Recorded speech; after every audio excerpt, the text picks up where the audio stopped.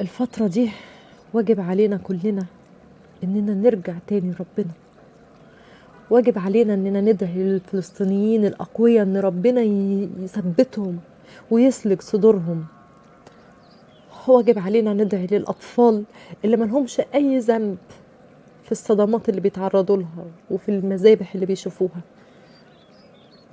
واجب علينا إن احنا نعمل أضعف الإيمان، لأن هو ده اللي بإيدينا، مش قادرين نساعدهم بأكتر من كده.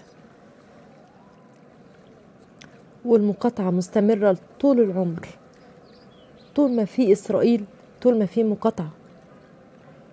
نمنع نفسنا من أي حاجة بنحبها في سبيل الله، وربنا هيعوضنا وربنا هينصرنا. واجب عليكم يا آباء ويا أمهات تعلموا ولادكم دينهم، وتعلموهم وتعرفوهم هم ليه عايشين في الدنيا، وتوروهم الأطفال المؤمنين اللي بيتكلموا بالحمد لله، وإن ربنا هينصرهم، وإن اللي مات واستشهد في الجنة. محدش يقول لي سنهم صغير ما يستوعبوش الكلام ده. الأطفال بيستوعبوا كل حاجة. نجيب لهم المشاهد اللي متناسبة مع سنهم، ونجيب لهم الكلام اللي يأثر فيهم.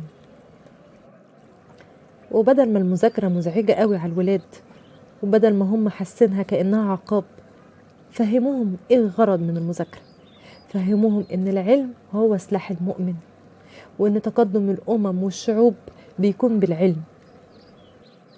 واحكوا لهم عن فلسطين، واحكوا لهم عن وعد ربنا ان المسلمين هينتصروا، بس هينتصروا بدينهم وبأخلاقهم، وان هم لازم يصلحوا من نفسهم علشان ربنا ينصر الإسلام ويعزه. وبدل ما الاقي طفل عمال بيدندن بأغاني ولغو الكلام، ما تخلوه يردد القرآن، حفظوه كتاب الله عشان يحميه. واوعوا تنسوا ان هم مستهدفين الأطفال، وموفرين لهم البرامج التافهة واللي بتشجع على الانحراف والفساد. يا ريت كل أب وكل أم يكون قدوة لأطفاله، واللي بيحصل في فلسطين ما يمرش مر الكرام. ويا ريت بعد كل صلاة نلم ولادنا حوالينا وندعي لفلسطين، ونخلي ولادنا يدعوا معانا. يا رب انصرهم واحميهم وثبتهم وقويهم، ويا رب يكون لنا أي دور في القضية حتى ولو قليل شوية.